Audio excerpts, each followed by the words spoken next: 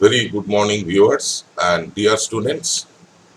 Now I am going to discuss what are the various important questions so far Minimum Wages Act 1948 is concerned.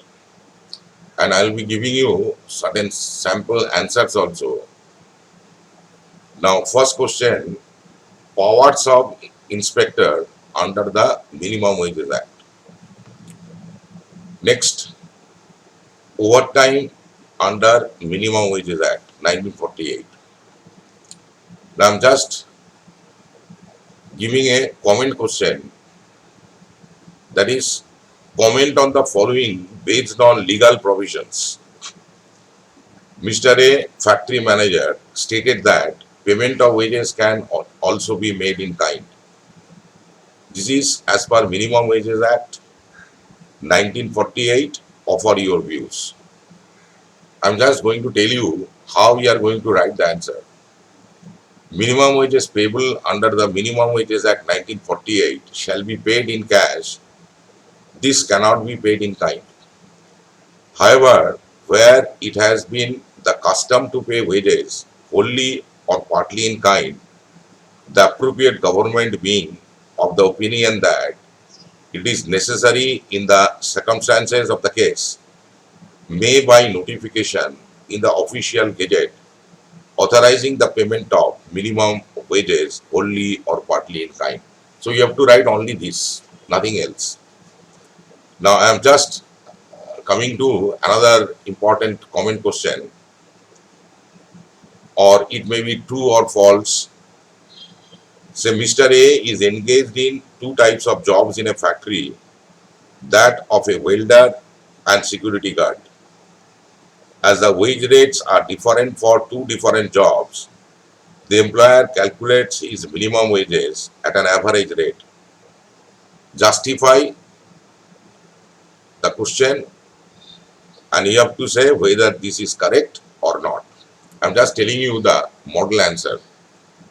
Where an employee performs two or more classes or types of work having different minimum rates of wages, the employer shall pay to such employee in respect of the time respectively occupied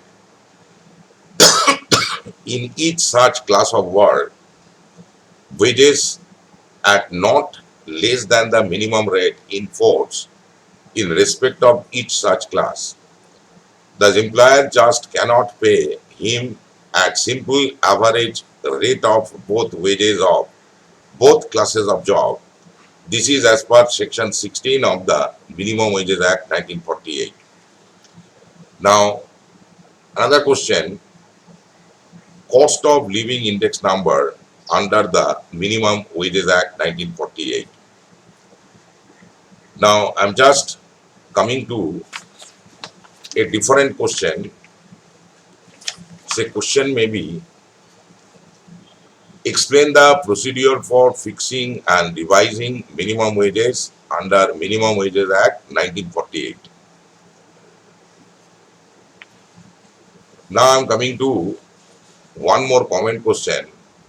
The Minimum Wages Act 1948 prescribes payment of wages in cash only. Comment. Just I'm giving you the model answer. Minimum wages payable under this act shall be paid in cash.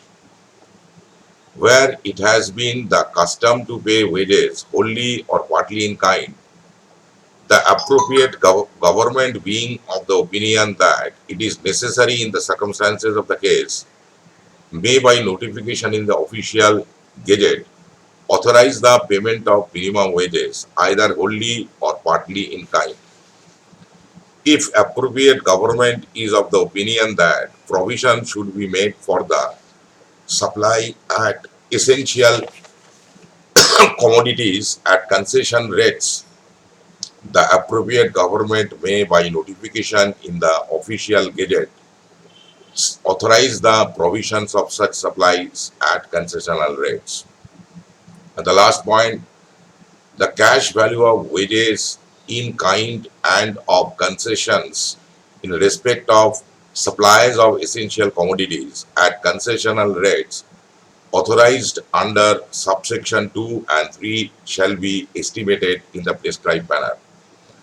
Now, next question may be, what are the different kinds of deductions that can be made from wages under the Payment of Wages Act?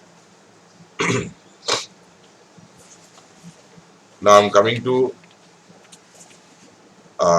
answer of one question that I've already said, that is power of inspectors under Minimum Wages Act 1948. The inspector may enter at all reasonable hours any premises for the purpose of examining any register, record of wages, or notices, and require the production of such documents for inspection. Examine any person whom he finds in any such premise or place and who has reasonable cause to believe is an employee employed therein, or an employee to whom work is given out therein. Require any person giving out work and out workers to give any information. Seize or take copies of register, record of wages, or notice or portion thereof as he may consider relevant in respect of an offence under the Minimum Wages Act 1948, which he has reasons to believe has been committed by an employee, and exercise such other powers as may be prescribed. Now I am discussing the answer pertaining to overtime under Minimum Wages Act 1948. Sorry. Section 14 subsection 1 provides that when an employee whose minimum rate of wages is fixed under this act by the hour, by the day, or by such a longer wage period as may be prescribed, works on any day in excess of the number of hours constituting a normal working day, the employer shall pay him for every hour or for part of an hour so worked in excess at the overtime rate fixed under this act or under any law of the appropriate government for the time being in force, whichever is higher. Rule 25 provides that when a worker works more than 9 hours on any day or more than 48 hours in a week, he shall be entitled to overtime wages. In case of employment in agriculture, 1.5 times the ordinary rate of wages. In case of any other scheduled employment, double the ordinary rate of wages. A register in this regard shall be maintained. If no overtime wages is paid for a particular month, a nil entry in register should be made. Section 14 subsection 2 provides that these acts shall not prejudice the operation of the provisions of Section 59 of the Factories Act in any case where those provisions are applicable. Now I am coming to another question. Its answer, that is cost of living index number under the Minimum Wages Act 1948. Cost of living index number in relation to employees in an scheduled employment in respect of which minimum rates of wages have been fixed means the index number ascertained and declared by the competent authority by notification in the official gazette to the cost of living index number applicable to employee in such employment. Now I am coming to another answer of the question, that is the explain the procedure for fixing and revising minimum wages under Minimum Wages Act 1948. in fixing minimum rate of wages in respect of any scheduled employment for the first time, or in revising minimum rates of wages so fixed, the appropriate government shall follow either of the following two methods. Number one, appointment of committees. The appropriate government shall appoint as many committees and subcommittees as it considers necessary to hold inquiries and advise it in respect of fixation or revision of minimum rates of wages as the case may be. This is as per section 5, subsection 1, clause A, or number 2, publication of proposals in the official gazette. The appropriate government shall, by notification in the official gazette, publish its proposals for the information of persons likely to be affected by the fixation or revision of minimum rates of wages. It shall also specify a date on which the proposals will be taken into consideration. The date so specified shall not be less than 2 months from the date of notification. This is as per section 5, subsection 1, clause B.